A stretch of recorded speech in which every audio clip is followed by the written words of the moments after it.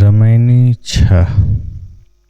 सदगुरु कबीर कहते हैं, कल्पनाओं को छोड़कर मन को शून्य करो। वर्णहु कौन रूप और रेखा, दूसर कौन आहि जो देखा। वो ओंकार आदि नहीं वेदा, ताकर कहहु कौन कुल भेदा। नहीं तारागण नहीं रवि चंदा, नहीं कछु होते पिता के बिंदा। नहीं जल नहीं थल नहीं थिर पवना, को धरे नाम हुकुम को बरना। नहीं कछु होते दिवस निजुराती, ताकर कहहु कौन कुल जाति। शून्य सहज मन सुमिरते, प्रगट भई एक ज्योत। ताहि पुरुष की मैं बलिहारी, निरालंब जो होत। सदगुरु कहते हैं, किस रूप और लक्षण का वर्णन करते हो? तुम्हारे अतिरिक्त उसे किसने देखा है? उस प्रणव का मूल तो वेद भी नहीं जानते हैं। बताओ, उसका संपूर्ण रहस्य क्या है? कहते हैं, पहले तारागण सूर्य चंद्रमा, पिता के वीर्य जल पृथ्वी आकाश वायु आदि नहीं थे। फिर किसने नाम रखा और इन सबको उत्पन्न होने की आज्ञा दी? जिस ब्रह्म के निज स्वरूप में दिन रात ज्ञान अज्ञान कुछ नहीं थे, उसके कुल और जाति अर्थात गुणात्मक लक्षण क्या वर्णन करते हो? सहज मन से स्मरण करते हुए जब संकल्पों का शून्यत्व हुआ, तब हृदय में ज्ञान ज्योति प्रकट हुई। मैं उस पुरुष की प्रशंसा करता हूँ जो असंग हो जाता है।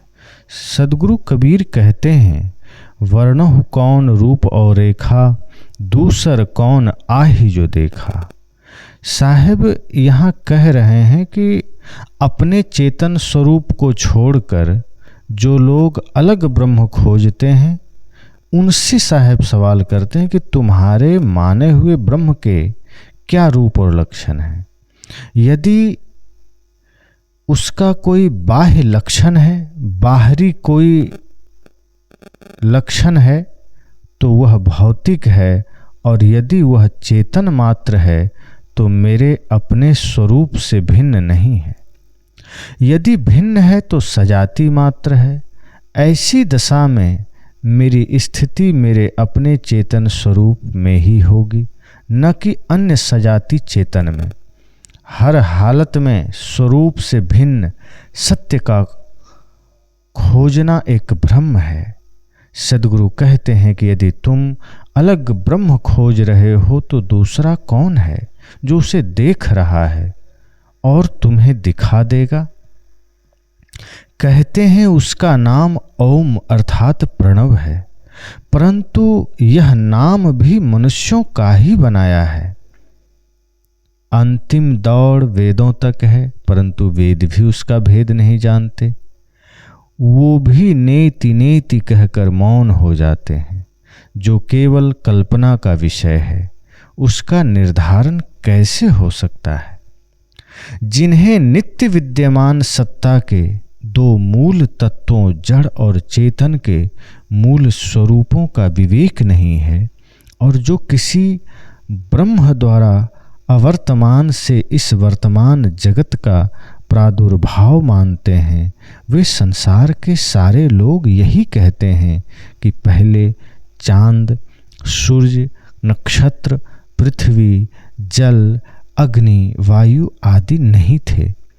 किसी दिन शुद्ध ब्रह्म ने स्फुरना की और इन असंख्य विशाल ब्रह्मांडों को तुरंत क्रम से खड़ा कर दिया। जगत को समझने में मनुष्य की यह बहुत बड़ी कमजोरी है।